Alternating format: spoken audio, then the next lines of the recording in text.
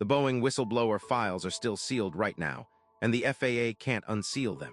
Right now, sworn depositions from the men who died trying to expose defects in the 737 program sit locked behind a federal protective order. A judge signed it. Boeing's lawyers wrote it, and the agency responsible for keeping you alive in the air has no legal authority to open it. 2 whistleblowers are dead.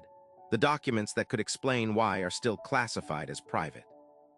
Here's the paper trail they buried and why it's staying buried. This starts with a program called ASAP, the Aviation Safety Action Program. On paper, it's a good idea. Employees who spot defects can report them without fear of being fired, and the FAA gets early warning on safety problems before they become disasters. To make people talk, Congress gave those reports legal immunity. The reports can't be used in court.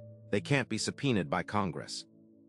They can't even be forced into the open by the FAA itself. That protection is written into federal statute. It was designed to protect the whistleblower. Now it's protecting the company. John Barnett was a Boeing quality manager who spent 7 years documenting defective parts installed on 737 fuselages, parts he said were never fixed, never reported, never pulled from planes already flying. He filed a whistleblower retaliation complaint.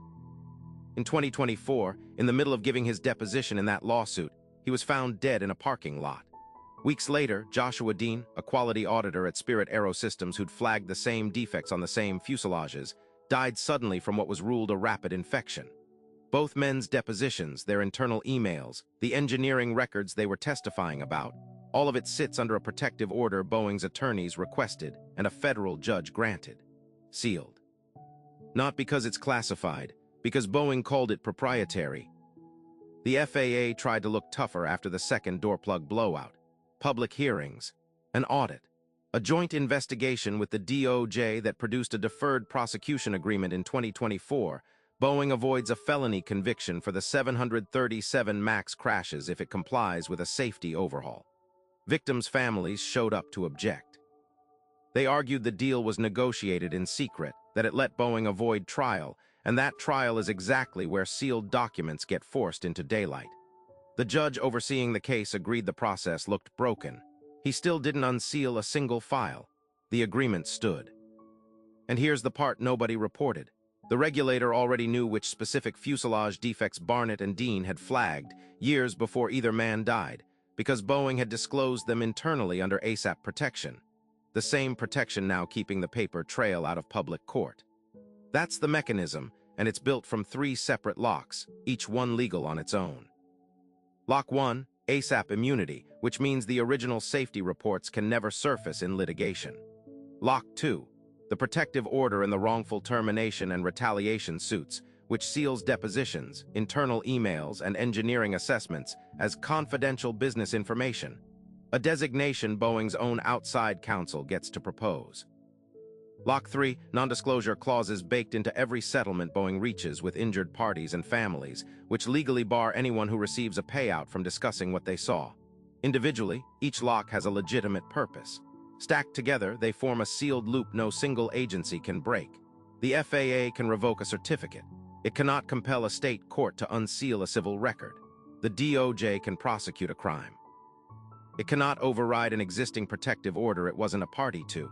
Congress can hold a hearing. It cannot subpoena a report Congress itself made privileged. Nobody has full authority over all 3 locks at once, which means nobody has the authority to open the file. The whistleblower files are still sealed, and every institution that could open them is missing exactly the one piece of jurisdiction it would need. Here's what that means for you. Somewhere in those sealed files are the specific fuselage serial numbers, the specific defect types, the specific dates Boeing knew and didn't fix. Some of those aircraft are still flying commercial routes today. You have no way to check which ones. Airlines don't publish tail number defect histories. The FAA's own database pulls from the same ASAP reports that are protected from disclosure. Every future employee who considers reporting a defect now also has a second data point. The 2 men who tried it before are dead, and the paperwork explaining what they knew is locked in a courthouse basement under a judge's signature. That chills the next report before it's ever filed, which is the opposite of what the immunity law was supposed to do. So ask yourself who actually benefits from a system that protects the whistleblower's identity, but also protects the company from what the whistleblower found.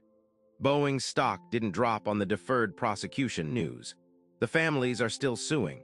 The files are still sealed. And the next time you board a 737, the airline can tell you the make, the model, the departure gate. But not one person in that building can legally tell you what's still classified inside the plane's own paperwork.